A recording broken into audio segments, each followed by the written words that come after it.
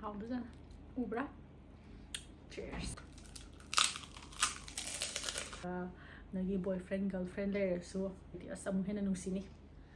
Welcome everyone. Welcome back to my channel. Welcome back to another mukbang. Khorim jari mam pong ngasi ga mukbang da matam kuiraba matungda exam down lay bagi mara khara ai thagalu dri mayam sauba yade do ngasi se achar akhoi nakani akhoi da gi achar to habdo moi achar muchar ge achar makhal na muchar bado adu na tab atopus thare adu mamang da sagi badu su yawe achar ga se sina kenoga umoroka ngari ga tauba umor ka ngari ga morong pa tawna saba ya bi singju dora saba ya ba ina singju tawi singju gi hapam ge singju gi da gi ngom ya ngari ga morok ka chane ngari morok siga singju ga to ne udra kredi mam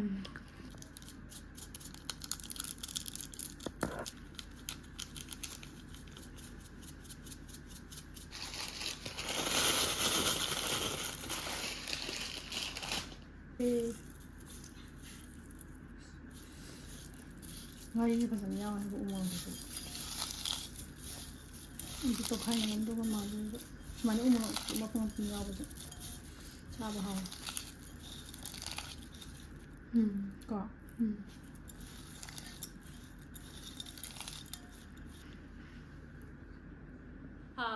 ado maina haji ke to maina singju tawraga aina singju tawri singju ja hapakke yam haudo jan umor ko do chunks yauraga aduga sina chicken achar je namu cha kare yam hawe natra aduga sina thumyakpi achar handa anobane aduga sina pork achar cha haugre namu su cha gre sina hawai jar ga umor sina ai quite favorite ne mogi da ado ngasi cha to se pafor se sabudana pafor haibo ko bahurani mathang na si papor sina ha ha de papor de pang chaning de badu sina utti thongba nong chu ye du thongba chaning na du sida morok met pasu lai re du ka singju sa hapa kai na sai si morok ka ngari ga to singju do ado papor se kitang makha thang daraga ai keno to rak singju ga achar ga hapthar ke mathang ado davisen aduga ina mo libya achar mayam thabirak pe thank you so much achar manga ne thare ise ado achar si yam hawe aduga keno story thabirak pa gi thank you so much yum da direct when thile post office chawarga ado keno tore achar se hapa age sina morok pa di met khre ko sina mana se hangdo my fema I know pe tombi la ma ha ba u ko ina mukbang do se adugi murum son beda ko nga pero uzadri mani nama sina yen acha ubrong phajana ubra sina yen achar ai swai da mathang ta pa ge bema phajana ba ko yama bon chang kitang na se kuzo awdem ha monan na mo pero adu kuzo la pero sina pork achar aigi assistant anis na kan na aibu mateng pangbiri bane na tradi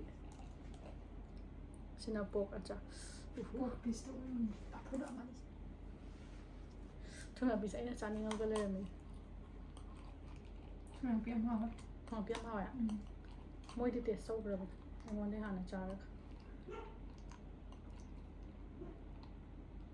ke le me am thuna pi achar sina thumyakpi business side thum again and job then piece to long duga hawai jar achar pe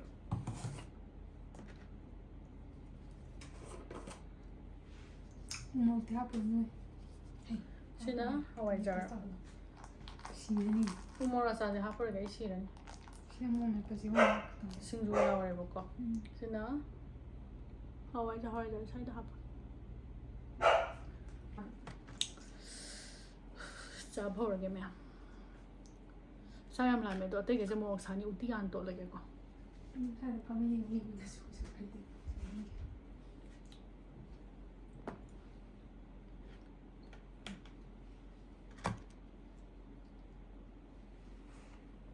T-shirt try the thumb.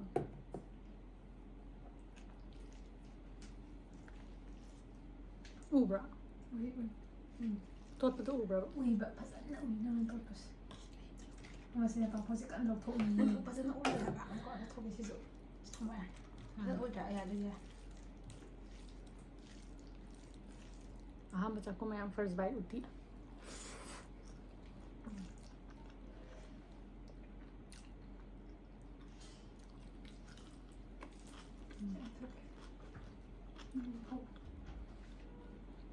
Pork piece.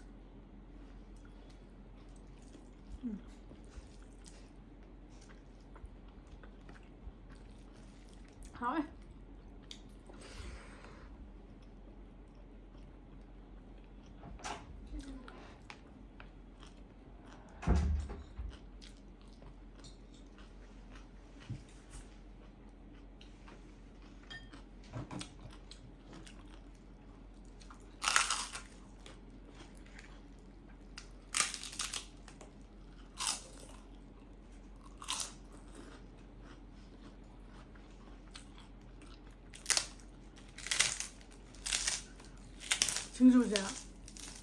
Singju ngari ko umor ka se noi hostel le ba mi ga di na ngari umor phang da mi ga direct Singju da direct se hapa taw ya cha dum te se cha man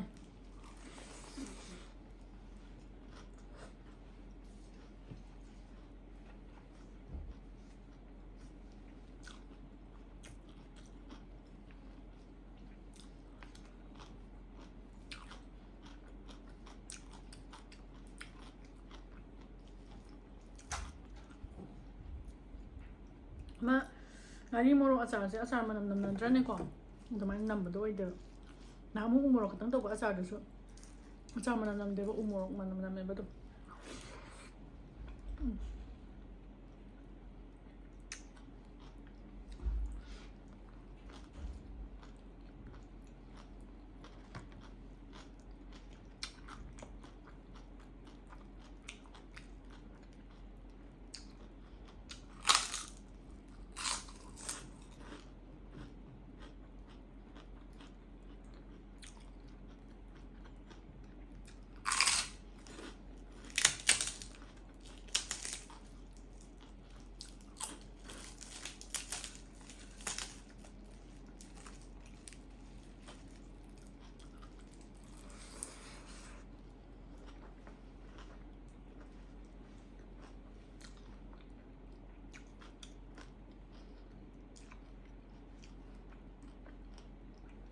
Thumyakpi.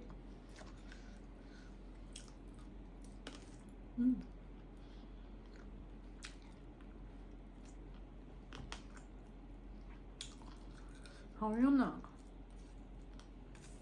I Thumyakpi 잘 먹고 이래봤나?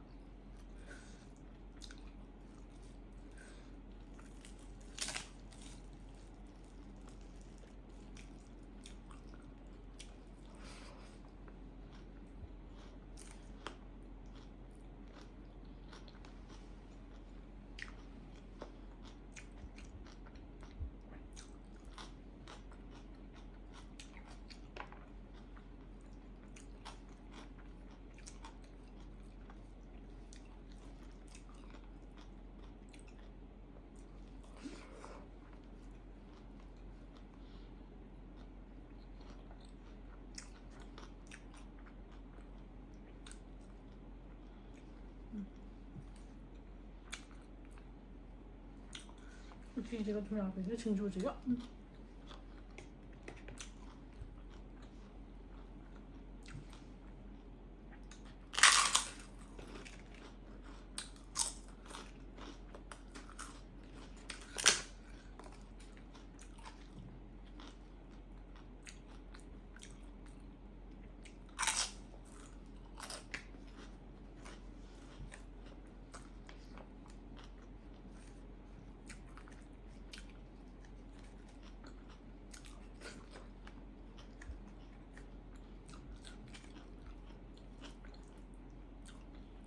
보통 mga tatot ka.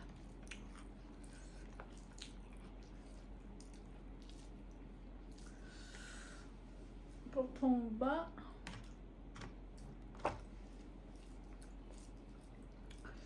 보통 mo siya na mo may pasamahin na.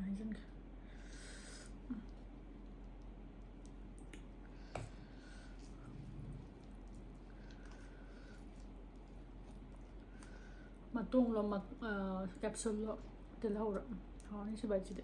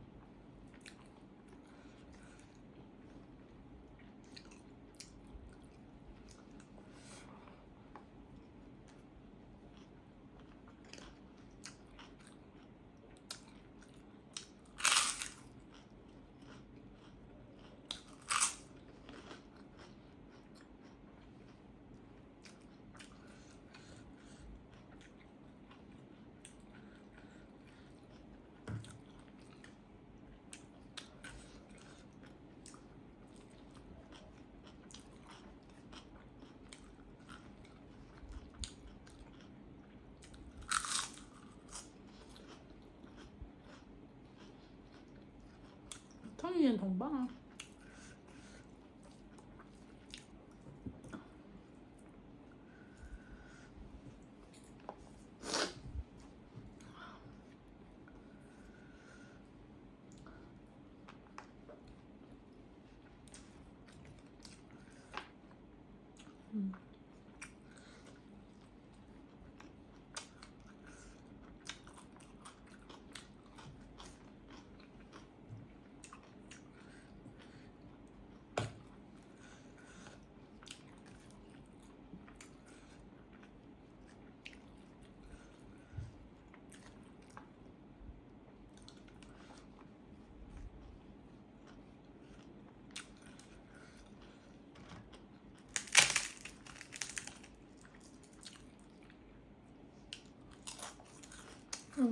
뭐로 맺고 때려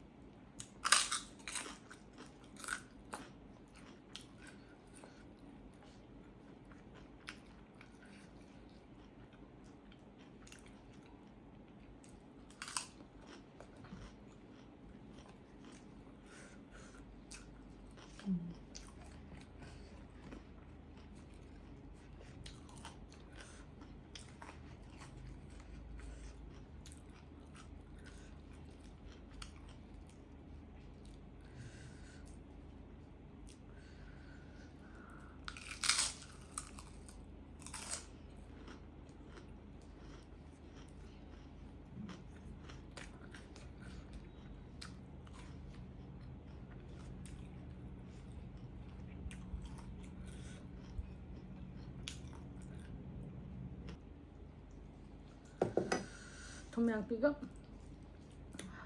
하와이자르가시디 우티가 더 사이트 사브는 하와이다나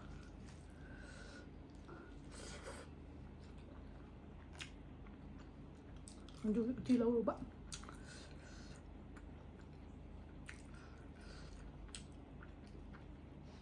하와이자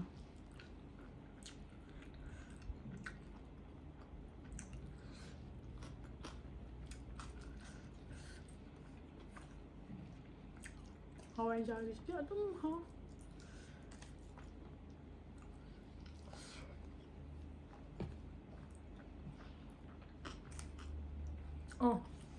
이게 하와이자르자시야 매기다 하빠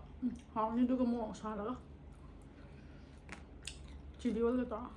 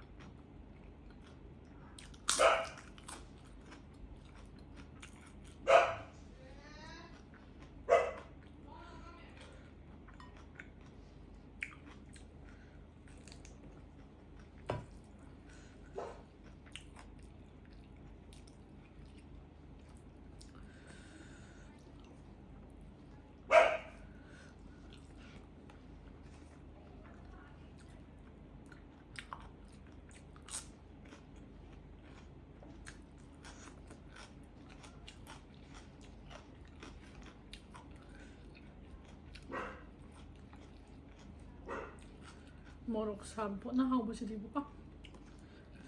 그래도 해.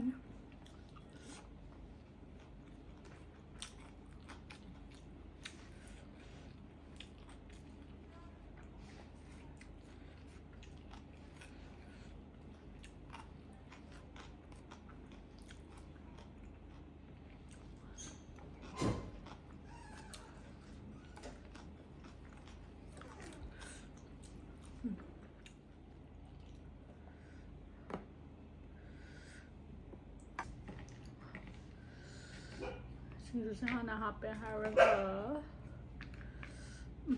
산 노래 되시리 양지라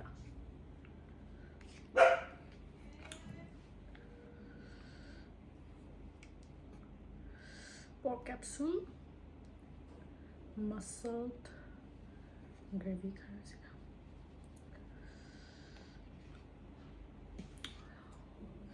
वहाँ पर कશું જંગેगा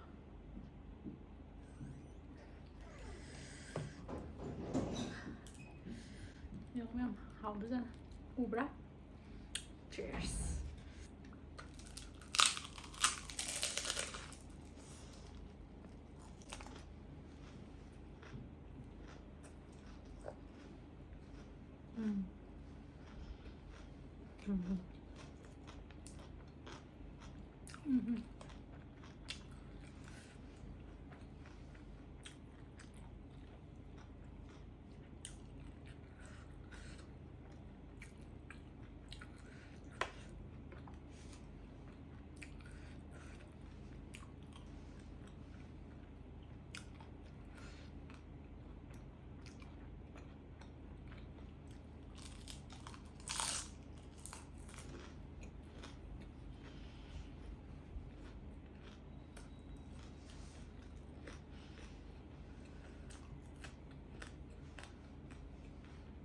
하라고 하라고